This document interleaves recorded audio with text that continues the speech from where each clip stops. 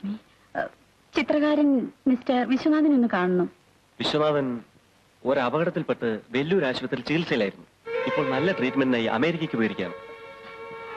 Thank you sir. No mister please.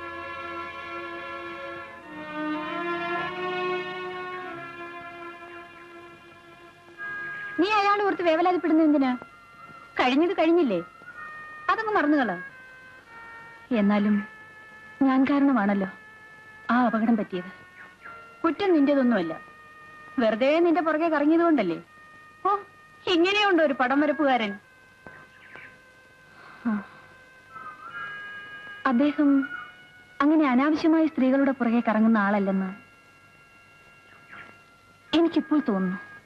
ആഹാ, ഒരു ചിത്രം വരച്ചെന്ന് വെച്ച് നിനക്കയാളോട് പ്രേമം തുടങ്ങിയോ? നോക്കൂ, ഞാൻ ഒരു കാര്യം പറയാം. ഈ ചിത്രകാരന്മാരെല്ലാം പ്രത്യേക വർഗമാ. ഏത് സുന്ദരികളെ കണ്ടാലും നോക്കും, അവരുടെ പടവും വരയ്ക്കും. എന്ന് വെച്ച് അവരോടെല്ലാം പ്രേമാൻ ധരിക്കരുത്. അനേകം കോപിഷ്ടിയായ സുന്ദരിമാരിൽ ഒരാൾ മാത്രമാണ് നീ. മനസ്സിലായോ?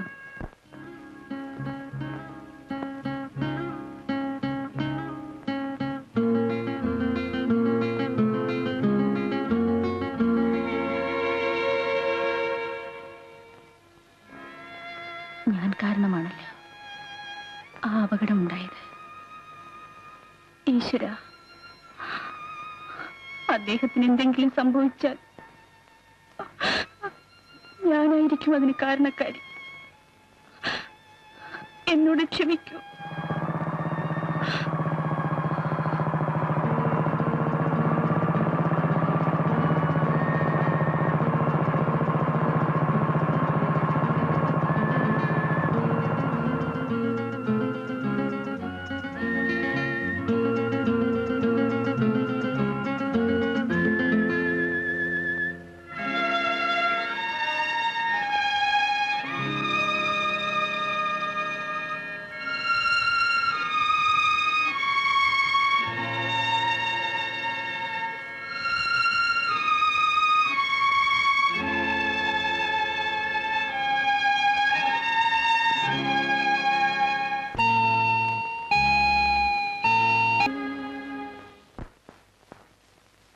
സുകുമാരി,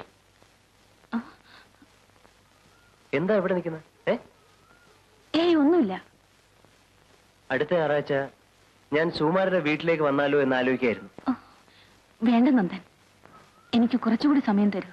ആവട്ടെ, വീട്ടിൽ വന്നാൽ ഞാൻ വിവാഹത്തെ പറ്റി ഒരൊറ്റ അക്ഷരം പോലും സംസാരിക്കില്ല. പോരെ? തെറ്റിദ്ധരിക്കരുത്. നന്ദൻ ഇങ്ങനെ അടിക്കടി വീട്ടിൽ വന്നാൽ അയൽക്കാർ അതുമിതും പറയാൻ തുടങ്ങും. നമ്മൾ ദിവസവും കാണുന്നവരല്ലേ. ശരി, ഞാൻ കാരണം സുകുമാരിക്ക് ചീത്ത പേരുണ്ടായിരുന്നു. വീട്ടിലേക്കുള്ള വരവ് തൽക്കാലം പോസ്റ്റ്പോൺ ചെയ്യാം. ഓക്കെ? ഇതാ ഒരു നോവൽ. സുകുമാരിക്ക് നോവൽ വായിക്കുന്ന ഇഷ്ടമാണല്ലോ. താങ്ക്സ്. വായിച്ചിട്ട് അഭിപ്രായം പറയണം. പറയാം. പൊയ്ക്കോളൂ. ആ സുകുമാരി, പിന്നെ ആ നോവലിനുള്ളിലെ ഒരു കുറിപ്പുണ്ട്, വായിച്ചിട്ട് മറുപടി തരണം.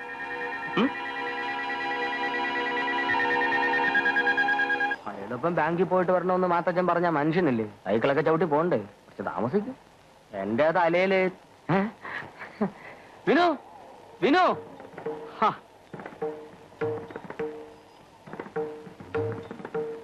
എന്താ വിനു കണ്ടിട്ടും കാണാത്ത മട്ടിലൊരു പോക്ക്? ഇതൊരു ഒരു പോക്കാണല്ലോ.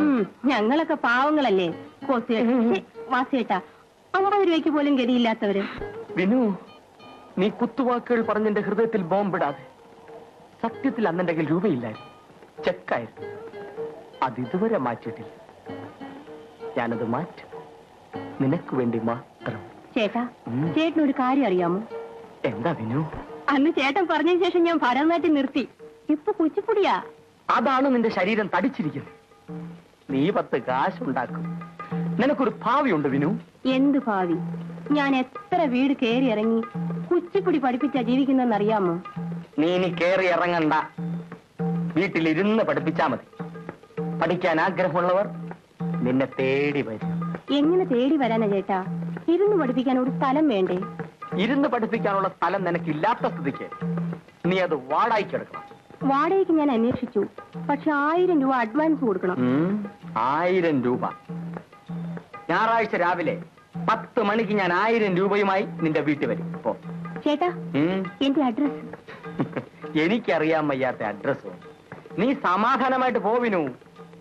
വാസു ജീവനോടെ ഉള്ള പക്ഷം ഞായറാഴ്ച മുതൽ നീ വീട്ടിൽ ഇരുത്തി പഠിപ്പിക്കും.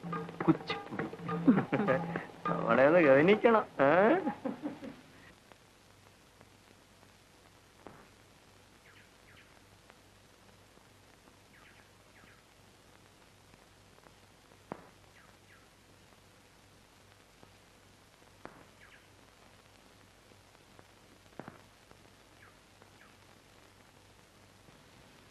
സുമാരി,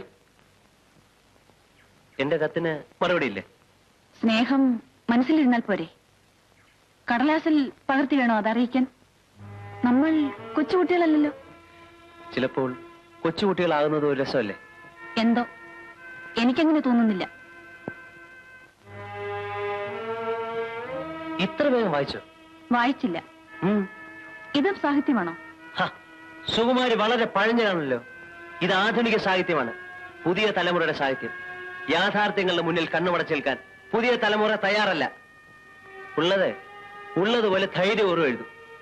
ജീവിതത്തിൽ ഇല്ലാത്ത ഒന്നുമല്ലോ എഴുതുന്നത്. എന്തായാലും ഇത്തരം ജീവിതങ്ങളിൽ എനിക്ക് താല്പര്യമില്ല.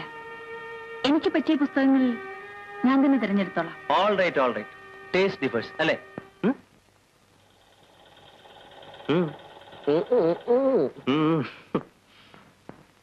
വാസു എവിടെ പോണു? മാത്തച്ഛ സാറിന് ചായ എടുക്കാൻ പോവാ. എന്താ?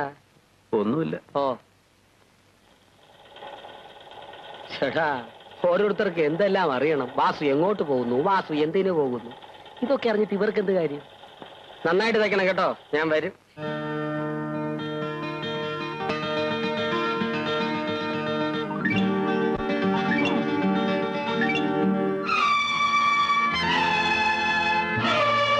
നിനക്ക് മര്യാദ അറിയില്ലേ? വാതിൽ നോക്കിയാതാണോ അകത്ത് വരുന്നത്? You bloody stop it. മനഃപൂർവ്വം നോക്കിയാതെ വന്നത്. ഇവിടെ നടക്കുന്നത് എന്താണെന്ന് ഞങ്ങൾക്ക് അറിയണമല്ലോ. This is my personal affair. ഇതെന്റെ പ്രൈവറ്റ് റൂമാണ്. You get out. ഗെറ്റ് ഔട്ടൊക്കെ പിന്നെ പറയാം. ഇത് നിങ്ങളെ പേഴ്സണൽ അഫയർ അല്ല, നിങ്ങളെ പ്രൈവറ്റ് റൂമും അല്ല. ഇത് ഞങ്ങളും കൂടി ജോലി ചെയ്യുന്ന ഒരു സ്ഥാപനത്തിന്റെ വകയാണ്. ഈ സ്ഥാപനത്തിന് അന്തസ്സ് കാത്തു സൂക്ഷിക്കേണ്ടത് ഞങ്ങളുടെയും കൂടെ കടമയാണ്. മിസ് സൈലാവുമ്മൻ, ലജ്ജയില്ലേ നിങ്ങൾക്ക്? നോക്കൂ മാത്തച്ചായ,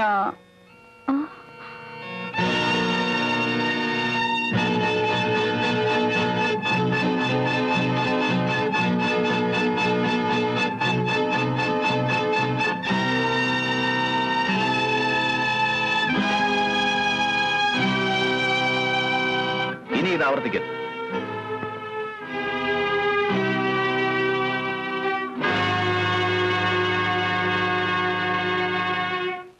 സുകുമാരിയോട് എനിക്ക് ചില പ്രധാന കാര്യങ്ങൾ സംസാരിക്കാനുണ്ട്.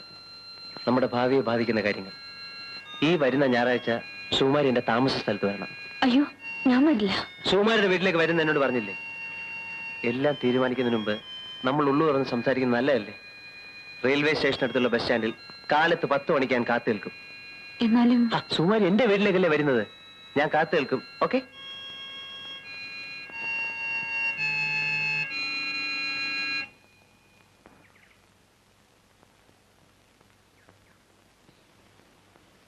സുകുമാരി, ഞാനൊന്ന് പറഞ്ഞാൽ സുകുമാരി എന്നെ തിരിച്ചറിയുമോ? നന്ദകുമാറുമായിട്ടുള്ള അടുപ്പം നല്ലതല്ല. സുകുമാരി കുറച്ച് സൂക്ഷിക്കുന്നത് നന്നായിരിക്കും. എന്റെ കാര്യം ഞാൻ നോക്കിക്കൊള്ളാം. അതോർത്ത് തോമസ് കുട്ടി വിഷമിക്കണ്ട.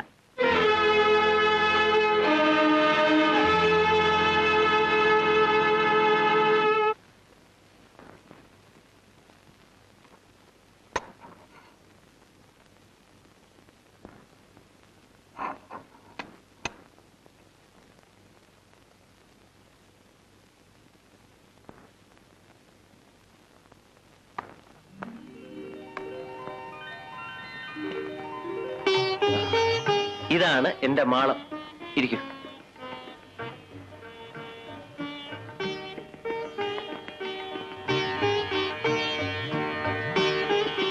അവിവാഹിതരുടെ മട എന്ന പൊറ്റക്കാടിന്റെ ചെറുകഥ വായിച്ചിട്ടുണ്ടോ? ഇല്ല. നന്ദന ആധുനിക നോവലുകളല്ലേ വായിക്കൂ. അത് ശരി. വന്നത് നമുക്കിട്ടൊരു കിഴുക്കാണ് അല്ലേ? ആട്ടെ, ആ കഥയ്ക്ക് എന്താ ഇത്ര വിശേഷം? അവിവാഹിതരുടെ മട പോലെ എല്ലാം നാനാവിധമായി കിടക്കുമെന്ന് ഞാൻ വിചാരിച്ചു. പക്ഷേ അവിവാഹിതനാണെങ്കിലും നന്ദകുമാറിന്... എന്തിനാ ഇത്ര പ്രയാസപ്പെട്ട് നന്ദകുമാർ എന്ന് വിളിക്കുന്നത്? നന്ദൻ എന്ന് വിളിച്ചാ പോരെ? മതിയോ? എങ്കിൽ നന്ദന് നല്ല ചിട്ടയും വെടിപ്പും ഒക്കെ ഉണ്ട്. Thanks for the compliment. ഇനി ഭവതി കൂടെ ഉണ്ടെങ്കിൽ ഈ മാളം ഞാനൊരു രാജധാനിയാക്കും. പക്ഷേ എന്താ നിർത്തിക്കളഞ്ഞത്? അതെല്ലാം പറയാനാണ് ഞാൻ സുകുമാരി ഇങ്ങോട്ട് വിളിച്ചത്. ഇത് വാടക വീടാണ്. വിവാഹം കഴിഞ്ഞാലും നമ്മൾ ഇവിടെ തന്നെ താമസിക്കണോ അതോ? നന്ദന്റെ ഇഷ്ടം. ഞങ്ങളുടെ വീട് ഇതിൽ എത്രയോ മോശമാണ്. സുകുമാരിയുള്ളിടം എനിക്ക് സ്വർഗമാണ്. പക്ഷേ വീണ്ടും നിർത്തിയല്ലോ. എന്റെ അമ്മയെ കൂടി ഇങ്ങോട്ട് കൊണ്ടുവരണം. അത് ബുദ്ധിമുട്ടാവോ? ബുദ്ധിമുട്ടോ? എങ്കിൽ എന്റെ പ്രശ്നം തീർന്നു. പ്രശ്നം തീർന്നല്ലോ. ഇനി എനിക്ക് പോകാമല്ലോ. അത് നല്ല കഥ. എന്റെ വീട്ടിൽ വന്നിട്ട് ഒരു ചായ കഴിക്കാതെ പോകുകയോ? വരൂ, അടുക്കളയിലേക്ക് പ്രവേശിച്ചാലും.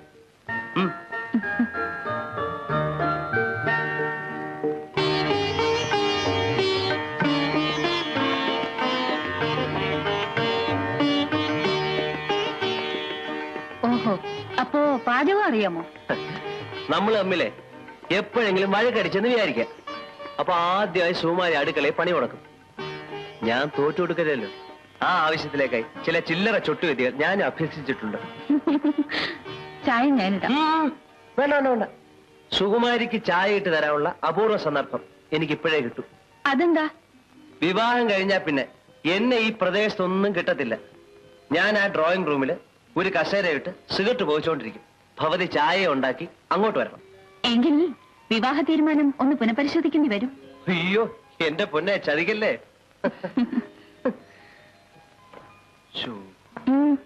എന്താ? ചതിച്ചു. ചായപ്പൊടി തീർന്നുപോയി.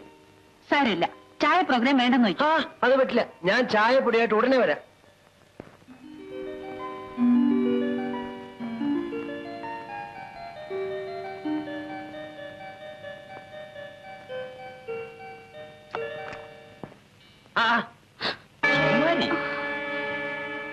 അപ്പൊ നന്ദൻ ചില്ലറക്കാരനൊന്നും അല്ലല്ലോ. എവിടെ അവൻ? കടയിൽ പോയിരിക്ക. മിണ്ടാപ്പൂച്ചയാണല്ലോ കല ഉടയ്ക്കുന്നത്. ആട്ടെ, ഇത് തുടങ്ങിയിട്ട് എത്ര കാലമായി? പരിഭ്രമിക്കണ്ട, നന്ദൻ സ്നേഹമുള്ളവനാ, നല്ലവനാ. പിന്നെ സുമാരി, ഞാനും സ്നേഹമുള്ളവനാ. എന്നെ സ്നേഹിക്കുന്നവരെ ഞാൻ ജീവൻ... സുമാരി,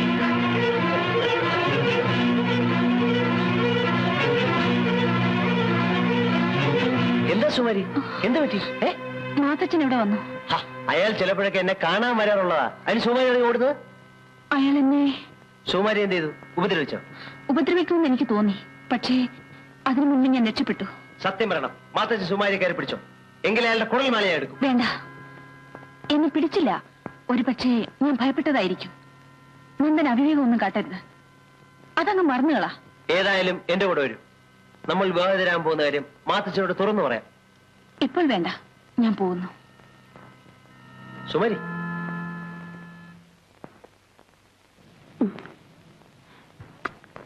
മോർണിംഗ് ഷോ കഴിഞ്ഞാലുണ്ടെ മോളെ മുന്നിവിടെ എത്തിയേക്കണം. ഞാനിവിടെ ഒറ്റയ്ക്കാന്നുള്ള കാര്യം മറക്കരുത്. എന്റെ വിനു, നീ ഇല്ലാതെ ഞാൻ ഒറ്റയ്ക്ക് എങ്ങനെ സിനിമ കാണും? സിനിമാ തിയേറ്ററിൽ വെച്ചല്ലേ നിന്നെ ഞാൻ കണ്ടുമുട്ടിയത്. നിനക്ക് വേണ്ടിയല്ലേ എന്റെ ആനയെ പോലും ഞാൻ വിറ്റത്. ആനയെ വിറ്റാൽ എന്താ? നിങ്ങളിപ്പോ ആനയെ പോലെ ഇരിക്കുന്നേ. സമയം 10 പോകുന്നു. വേഗം പോയിട്ട് വാ. ശരി. പിന്നെ ഒരു കാര്യം, 12 മണിക്ക് മുമ്പ് ആരും ഒന്ന് കഥ തട്ടിയാലും കഥ ഉറക്കരുത്. ചേട്ടൻ തട്ടിയാൽ മാത്രമേ ഞാൻ തുറക്കൂ. ശരി, കഥ അടച്ച് സാക്ഷിട്ടു.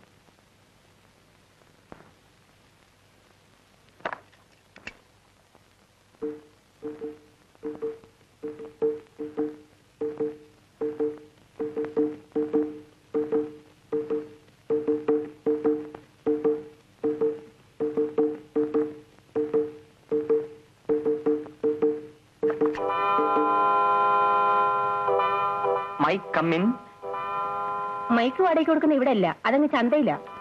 എന്റെ വിനു, നിനക്കെന്നെ മനസ്സിലായില്ലേ? വാസേട്ടനോ? ഇതാ നീ ചോദിച്ച 1000 രൂപ, 1000 റുപ്പീസ് ഒരിടത്ത് ഇരുന്ന് പഠിപ്പിക്കാൻ.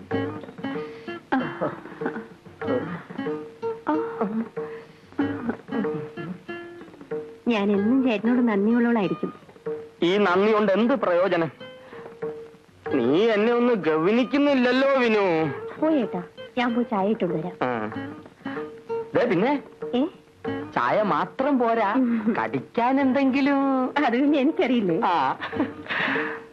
ഓ, 1000 രൂപ പലിശക്കെടുത്ത് കൊടുത്താലെന്താ? ഇതുപോലൊരു കുച്ചിപ്പുടിയെ ജീവിതത്തിൽ കിട്ടും. കിട്ടിയ ദിവസവും ഡാൻസ് പഠിക്കാം. ആ, വരണം വരണം. എന്താ നിന്ന് കളഞ്ഞ്? ഇരിക്കണം ഇരിക്കണം.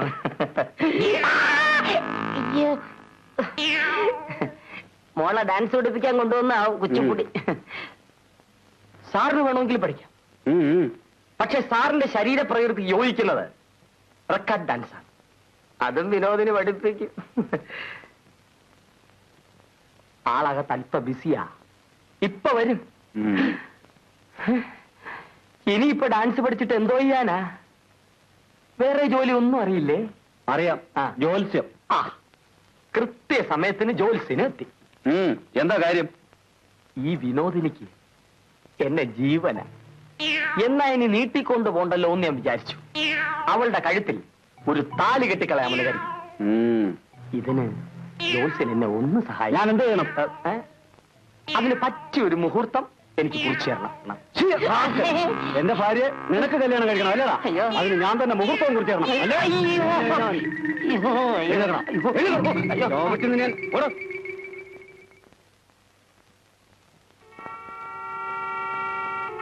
അയ്യോ, അങ്ങനെ പോയോ? ഇല്ലടി, ഇവിടെ തന്നെ ഉണ്ട്.